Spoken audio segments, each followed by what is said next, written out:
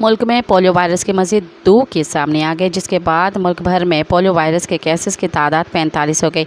National institute of health के मुताबिक lucky मुरवत में एक बच्चे और DI खान में एक बच्चे में पोलियो वायरस की तस्दीक हुई है। नेशनल इंस्टीट्यूट ऑफ हेल्थ के मुताबिक रवां साल मुल्क भर में अब तक बलूचिस्तान से 22, सिंध से 12, KPK से 9 और पंजाब और इस्लामाबाद से 1-1 पोलियो केस सामने आए हैं।